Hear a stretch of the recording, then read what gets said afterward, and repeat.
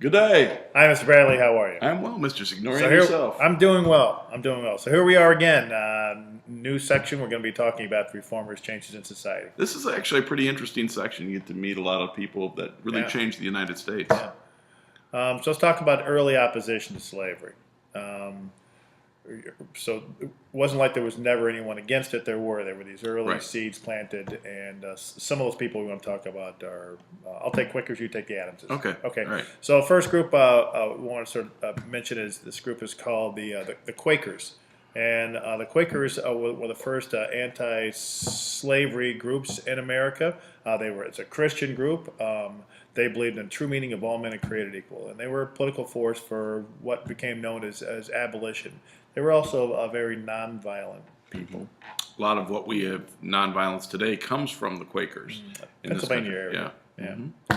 And then you have a couple of other gentlemen who have both been president of the United States. The Adamses. The Adamses is a very fine American family.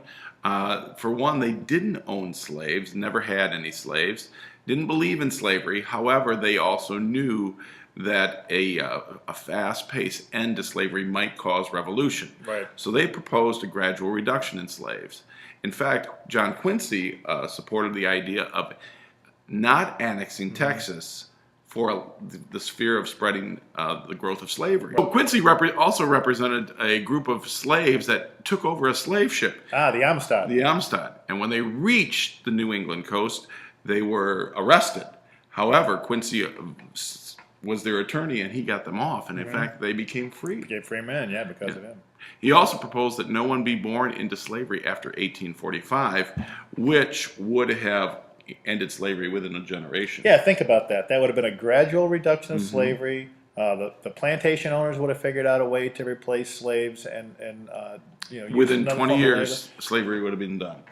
Unless you were that one slave that was born December 31st, 1845, and you see everybody else, but whatever. Yeah. But yeah, so I could see that that would have been a great plan, but there was a gag order. Right, within Congress. Yeah, they couldn't even talk about the bill slavery. never got to the floor. So let's early opposition to slavery. Let's talk about some of these key leaders. I'll take Douglas. Okay. I'll take Freddie. I'll take Douglas for 200, please. And the answer is? So here's Frederick Douglass, and I like this quote. He says, "Power concedes nothing without a demand. It never did, it never will." What he's saying is that those people that have power, they're not going to give it up. Right. You've got to take it from them, right? And I think that he understood that. I think abolitionists began to understand that. You had to take some crucial measures to get rid of slavery. He's an amazing man. He was a self-taught, learned how to read and write on his own with a little help with some people that probably shouldn't have been teaching him. And he became a great orator, a great speaker, and he made some speeches that just floored people. In fact, they didn't believe that he was a former slave. Some of them didn't believe it. And so he wrote an autobiography about his life and called The Life of Frederick Douglass. And when people read that, they were shocked at some of the treatment that slaves had. Yeah, he started his own newspaper, the North Star. Why the North Star? That's where you follow to freedom. Oh, yeah, the drinking gourd. Yeah. All right, so that's Frederick Douglass, and that's a good picture of him there. He's a handsome guy. Yeah, he was a fairly handsome man. Yeah. Okay. Oh, not so handsome, but just as powerful. Oh, come on, William Lloyd Garrison. He was a great man, All right, no question. Maybe He not handsome. published the first newspaper that really represented the abolitionist position. He wants immediate emancipation, and he is able to put a lot of pressure on the South using his newspaper. It really comes where opinions are publicly known now that the South, not everybody believes in slavery. So I think the people in the South were really happy to get a subscription to the Liberator. Probably not. No, probably not. Probably not. They probably used it for trash. There he is. No, see, he's not so bad. Okay, someday I'll look like that too, so you're a handsome man too. Maybe toupee. Yeah. All right. Different glasses. Harriet Tubman. You want to take old Moses? Sure, I love old Moses. All right. She is probably one of the bravest women of the 1800s. Amazing. Just, her life is in danger all the time. She is a former slave.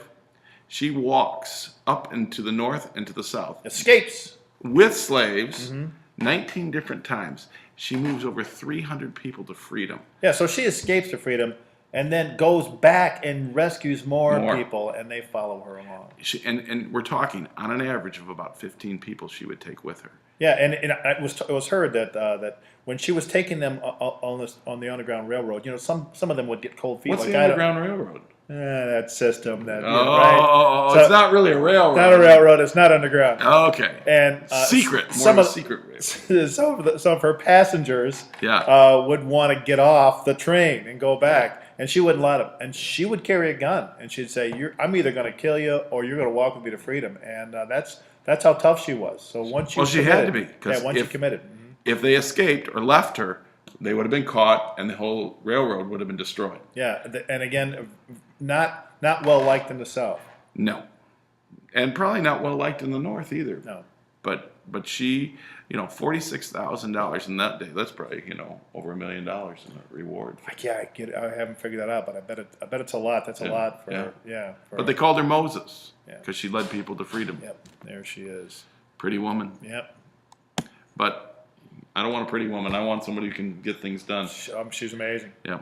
So here's John Brown. He's the last abolitionist, and all of these abolitionists have sort of radical ideas that we've talked about, and they want end to freedom. But I think of all the abolitionists, this man is the most radical. Oh, he gives rad. He puts the rad in radical. He does, and what he wants to do, and he wants to start a revolution from within the slaves themselves.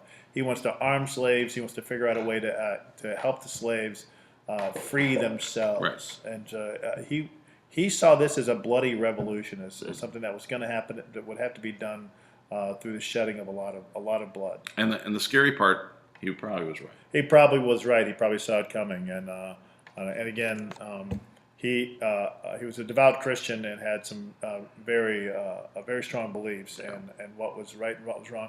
And then you have to wonder. And he was actually eventually he was hanged as a traitor. Mm-hmm.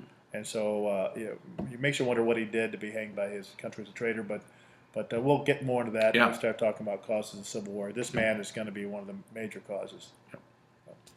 Okay, so that is the Reformers and Abolitionists, and I think that's it. Yeah. Bye.